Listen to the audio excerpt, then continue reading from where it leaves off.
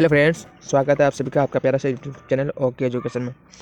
दोस्तों, आज की इस वीडियो में मैं बात करने वाला हूँ साइकोलॉजी के बहुत ही इंपॉर्टेंट ऑब्जेक्टिव क्वेश्चन, यानी जितने सारे स्टूडेंट्स 2022 में एग्जाम देने वाले हैं उनके लिए बहुत ही इंपॉर्टेंट होने वाली है आज का ये साइकोलॉजी का मॉडल सेट। इस वीडियो में आज हम लोग कवर करने वाले हैं यानी साइकोलॉजी का टेस्ट, जो कि आप लोगों के लिए बहुत इंपॉर्टेंट है 2022 के लिए। तो इस वीडियो को स्किप नहीं कीजिएगा, इस वीडियो को लास्ट तक वॉच कीजिए।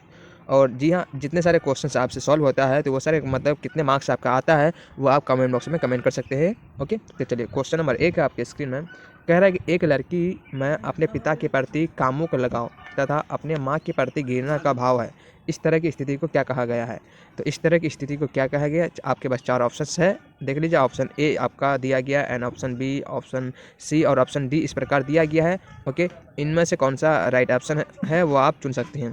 तो देखिए 4 ऑप्शन देख लेते हैं। 4 ऑप्शन इस प्रकार दिया गया है। तो एक का राइट आंसर है आपका बी नंबर आंसर, यानी कि ये इलेक्ट्रा कॉम्प्लेक्स या पीत ग्रंथि आपका बिल्कुल बी नंबर आंसर राइट हो जाएगा। चलिए क्वेश्चन नंबर 2 की ओर मूव करते हैं। 2 में कह रहा है आपका कि व्यक्तित्व के गत्यात्मक पक्ष कितने हैं? तो व्यक्तित्व के गत्यात्मक पक्ष कितने हैं? 4 ऑप्शन दिया गया है। तो 4 ऑप्शन आपके पास दिया गया है, तो इसका राइट आंसर हो जाएगा 2 का आपका ए नंबर आंसर, यानी कि 3 आपका बिल्कुल राइट आंसर हो जाएगा ए नंबर आंसर। अगला सवाल है सवाल नंबर 3, करेंगे निम्नलिखित में से कौन व्यक्तित्वशील गुण नहीं है? तो इनमें से कौन व्यक्तित्वशील गुण नहीं है? तो 4 ऑप्शन दिया गया है, तो इसका राइट आंसर हो जाएगा 3 का सी नंबर आंसर बौद्धिक योग्यता। ये आपका बिल्कुल सही जवाब है, बी नंबर आंसर बौद्धिक योग्यता। ओके, अगला सवाल है सवाल नंबर 4 में करा आपका क्या करा 4 में कि फ्राइड के अनुसार व्यक्तित्व की विकास में कितनी अवस्था है?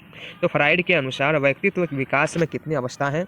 ऑप्शन ए में 5, बी 7, सी में 4, डी में 10। तो 4 का सही जवाब है आपका ए नंबर आंसर, यानी 5 ही आपका बिल्कुल सही जवाब हो जाएगा। 5 अवस्थाएं हैं। अगला सवाल है सवाल नंबर 5 में कह रहा है कि निम्नलिखित में कौन व्यक्तित्व का जैविक निर्धारक है? तो इनमें से कौन व्यक्तित्व का जैविक निर्धारक है? तो 4 ऑप्शन दिया गया, तो 5 का सही जवाब हो जाएगा आपका जी हाँ डी नंबर आंसर शारीरिक रचना। ये आपका बिल्कुल सही जवाब है, डी नंबर आंसर शारीरिक रचना। अगला सवाल है सवाल नंबर 6 में कह रहा है कि सामूहिक अचेतन के विषय को कहा जाता है। तो सामूहिक अचेतन के विषय को क्या कहा जाता है? देखिए 4 ऑप्शन दिया गया है, तो 6 का सही जवाब हो जाएगा आपका ए नंबर आंसर मनोग्रंथि कहा जाता है। क्या कहा जाता है? मनोग्रंथि। ओके, अगला सवाल है सवाल नंबर 7 में है कि निम्नलिखित सिद्धांतों में किस सिद्धांत का प्रतिपादन मैस्लो ने किया?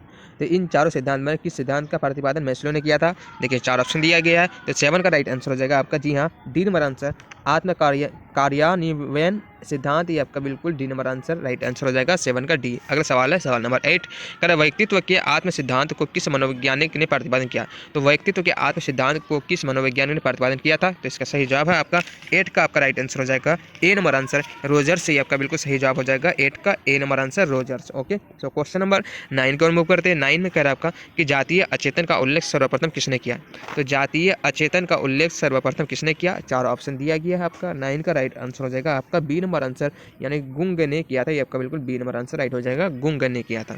अगला सवाल है सवाल नंबर 10 में कह रहा है कि किस ग्रंथि की गड़बड़ी से व्यक्ति अधिक लंबा हो सकता है? तो कौन सी ग्रंथि के गड़बड़ी से व्यक्ति जो है अधिक लंबा हो सकता है? तो इसका देखिए 10 का राइट आंसर हो जाएगा। ये मतलब बहुत ही इंपॉर्टेंट क्वेश्चन है, क्योंकि 10 क्लास में आप पढ़े होंगे ये आप बायो में। ओके, तो बहुत ही मोस्ट इंपॉर्टेंट क्वेश्चन है क्वेश्चन नंबर 10। तो इसका सही जवाब है आपका सी नंबर आंसर, यानी कि पीयूष ग्रंथि के कारण। ये आपका बिल्कुल सही जवाब हो जाएगा सी नंबर आंसर, पीयूष ग्रंथि के कारण गड़बड़ी के कारण ही व्यक्ति अधिक लंबा हो जाता है। ओके, अगला सवाल है सवाल नंबर 11 में करा कि अंतःस्रावी ग्रंथि से निकलने वाले स्रावों को क्या कहते हैं?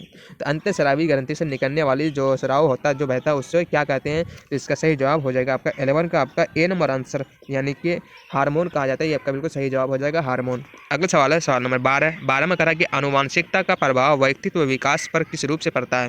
यानी कोई भी आनुवांशिकता का डीएनए का जो प्रभाव है वो व्यक्तित्व विकास पर किस रूप से पड़ता है, किस तरीके से पड़ता है? तो इसका सही जवाब हो जाएगा आपका 12 का बी नंबर आंसर अप्रत्यक्ष रूप से पड़ता है। किससे पड़ता है? अप्रत्यक्ष रूप से उसका इफेक्ट पड़ता है।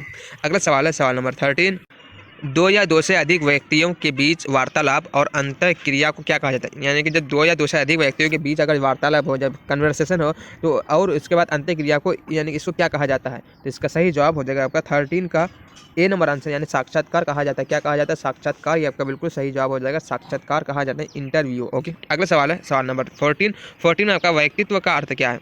व्यक्तित्व का अर्थ क्या है? तो रियल में व्यक्तित्व का अर्थ हो जाएगा आपका 14 का बी नंबर आंसर, यानी शील गुणों का गतियात्मक संगठन है। ये आपका बिल्कुल B number answer right answer, शील गुणों का गतियात्मक संगठन है। ओके, अगला सवाल है सवाल नंबर 15 में कह रहा है आपका कि निम्नलिखित में कौन अधिकारी ग्रंथि है। तो इनमें से कौन अधिकारी ग्रंथि है। 15 का D number answer right answer हो जाएगा, ये पीयूष ग्रंथि, ये आपका बिल्कुल अधिकारी ग्रंथि है, पीयूष ग्रंथि। ओके, अगला सवाल है सवाल नंबर 16 में कह रहा है आपका कि निम्नलिखित में कौन मानव शील गुण नहीं है। तो इनमें से कौन मानव शील गुण नहीं है। देखिए 4 ऑप्शन दिया गया है, इसका सही जवाब हो जाएगा आपका 16 का बी नंबर आंसर, ये आपका बिल्कुल सृजनात्मकता, ये आपका बिल्कुल सही जवाब है बी नंबर आंसर। ओके, अगला सवाल है कह रहा मर्रे का संबंध किस व्यक्ति परीक्षण से है। तो मर्रे का जो संबंध वो कौन से व्यक्ति तो परीक्षण से है। तो इसका सही जवाब है आपका 17 का सी नंबर आंसर, यानी प्रक्षेपी परीक्षण से, ये आपका बिल्कुल सी नंबर आंसर राइट हो जाएगा। प्रक्षेपी परीक्षण से, ये आपका बिल्कुल प्रक्षेपी परीक्षण आपका राइट आंसर है। अगला सवाल है कह रहा व्यक्तित्व के आकारात्मक पक्ष क्या है। तो व्यक्तित्व के आकारात्मक पक्ष कौन सा है। तो इसका सही जवाब हो जाएगा आपका 18 का आपका राइट आंसर है डी नंबर आंसर, इनमें से कोई नहीं, आपका बिल्कुल सही जवाब हो जाएगा डी नंबर आंसर। अगला सवाल है सवाल नंबर 19 में कह रहा है आपका कि मानवतावादी सिद्धांत के विकास में किसने योगदान दिया। तो मानवतावादी सिद्धांत के विकास में किसने योगदान दिया था। 4 ऑप्शन दिया गया है आपका 19 का C number answer right answer हो जाएगा, मेस्लो ने दिया था, ये आपका बिल्कुल सही जवाब है 19 का सी नंबर आंसर। ओके, अगला सवाल है करके व्यक्तित्व के विकास पर किसका प्रभाव अधिक पड़ता है। किसी व्यक्तित्व के विकास पर किस चीज़ का प्रभाव सबसे अधिक पड़ता है। तो इसका सही जवाब है आपका 20 का ए नंबर आंसर, यानी परिवार का जो है प्रभाव सबसे अधिक पड़ता है, ये आपका बिल्कुल ए नंबर आंसर राइट हो जाएगा। अगला सवाल है करें निम्नलिखित में से कौन युंग के व्यक्तित्व प्रकार के अंतर्गत नहीं समझा जाता है। तो कौन अंतर्गत नहीं समझा जाता है, इसका सही जवाब हो जाएगा 21 का बी नंबर आंसर, यानी कि एंडोमार्फी, ये आपका बिल्कुल सही जवाब है एंडोमार्फी। अगला सवाल है 22 में कह रहा है आपका कि आदर्श व्यवहार के संबंध में अस्थायी विश्वास को कहा जाता है क्या। तो आदर्श व्यवहार के संबंध में अस्थायी विश्वास को क्या कहा जाता है। तो इसका सही जवाब हो जाएगा आपका 22 का ए नंबर आंसर, व्यक्तित्व कहा जाता है, ये आपका बिल्कुल सही है ए नंबर आंसर। अगला सवाल है 23 नंबर कि निम्नलिखित में कौन व्यवहारवादी मनोवैज्ञानिक है। तो इनमें से कौन व्यवहारवादी मनोविज्ञान है। तो इसका सही जवाब है आपका 23 का ए नंबर आंसर, यानी वाटसन, ये आपका बिल्कुल सही जवाब हो जाएगा 23 का ए नंबर आंसर वाटसन। अगला सवाल है सवाल नंबर 24 में कह रहा है कि रोजर्स ने अपने व्यक्तित्व सिद्धांत में केंद्रीय स्थान प्रतिपादित किया किसका। तो रोजर्स ने अपने व्यक्तित्व सिद्धांत में केंद्रीय स्थान प्रतिपादित किया किसका। तो इसका सही जवाब है 24 का ए नंबर आंसर, यानी आत्म को, ये आपका बिल्कुल सही जवाब है आत्म को किया था। ओके, अगला सवाल है 24 का ए नंबर आपका राइट आंसर हो जाएगा आत्म को। ओके, रोजर्स ने अपने व्यक्तित्व सिद्धांत में केंद्रीय स्थान प्रतिपादित किया किसको, आत्म को, आपका सही जवाब हो जाएगा। अगला सवाल है 25 नंबर 25 में कह रहा है आपका व्यक्तित्व क्यों मनोविश्लेषणात्मक सिद्धांत को किसने प्रतिपादित किया। तो व्यक्तित्व के मनोविश्लेषणात्मक सिद्धांत को किसने प्रतिपादित किया था। इसका सही जवाब हो जाएगा 25 का आपका ए नंबर आंसर सिगमंड फ्रॉइड, ये आपका बिल्कुल राइट आंसर हो जाएगा सिगमंड फ्रॉइड को, ये आपका सही जवाब है। अगला सवाल है 26 नंबर 26 में कह रहा है निम्नलिखित में से कौन प्रतिरक्षा मनोरचना है। तो इनमें से कौन प्रतिरक्षा मनोरचना है। तो इसका सही जवाब हो जाएगा आपका 26 का डी नंबर आंसर, इनमें सभी, ये आपका बिल्कुल राइट आंसर हो जाएगा डी नंबर आंसर, इनमें सभी। अगला सवाल है 27 नंबर कह रहा है कि महात्मा गांधी अहिंसा के अनुगामी थे। ओके, यह शील गुण के अंतर्गत आता है, यानी कि ये किसके अंतर्गत आता है, कौन से शील गुण के अंतर्गत। तो इसका सही जवाब हो जाएगा आपका 27 का सी नंबर आंसर, प्रमुख शील गुण के अंतर्गत आता है, ये आपका सी नंबर आंसर राइट हो जाएगा। ओके, प्रमुख शील गुण के अंतर्गत। अगला सवाल है सवाल नंबर 28 में कह रहा है आपका कि केटेल के 16 PF प्रश्नावली मापता है क्या। तो केटेल की 16 PF प्रश्नावली मापता क्या। तो इसका सही जवाब हो जाएगा आपका 28 का सी नंबर आंसर व्यक्तित्व, ये आपका बिल्कुल सही जवाब है डी सी नंबर आंसर 28 का व्यक्तित्व। अगला सवाल है सवाल नंबर 29 में कह रहा है व्यक्तित्व शब्द की उत्पत्ति हुई है यानी कहाँ से। तो व्यक्तित्व शब्द की उत्पत्ति कहाँ से हुई, देखिए 2020 के एग्जाम में पूछा गया क्वेश्चन है। तो इसका सही जवाब हो जाएगा आपका 29 का बी नंबर आंसर, यानी मुखोटा से हुई ही, आपका बिल्कुल सही जवाब हो जाएगा मुखोटा। अगला सवाल है सवाल नंबर 30 में कह रहा है निम्नलिखित में से कौन सा EPQ का सही रूप है। तो इनमें से कौन सा जो है EPQ का सही रूप है। तो इसका देखिए 2020 के एग्जाम में पूछा गया क्वेश्चन है ये 30 नंबर, इसका सही जवाब हो जाएगा आपका 30 का सी नंबर आंसर आइजेन व्यक्तिगत प्रश्नावली, ये आपका बिल्कुल राइट आंसर हो जाएगा क्या कि EPQ।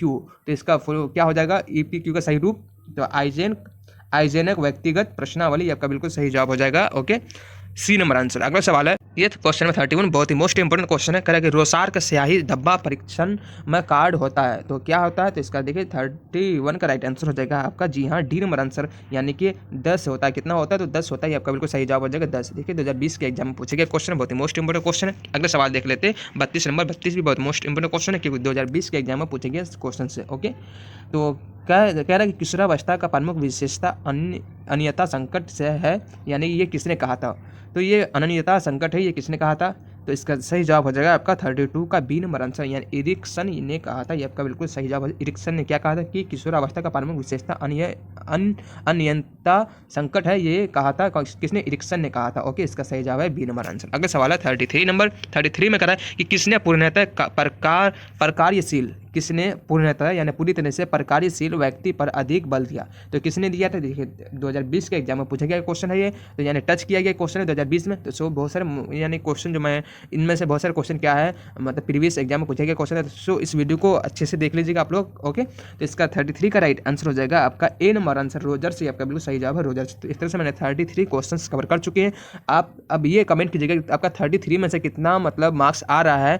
ओके, और आप इसका परसेंटेज निकाल लीजिएगा कि कितना परसेंटेज मेरा हो रहा है। अगर आपका 80+ % है यानी कि आपकी तैयारी बहुत ज़्यादा अच्छी है। अगर 80 से कम है यानी आपकी तैयारी ठीक ठाक है, बहुत अच्छी नहीं है। तो सो इस वीडियो की स्क्रीन तो आप लोग नहीं किए, ओके कोई बात नहीं, बट इस वीडियो को अपने दोस्तों में अधिक से अधिक शेयर कर दीजिए ताकि आपके दोस्तों को भी इस वीडियो से अधिक बेनिफिट्स मिले।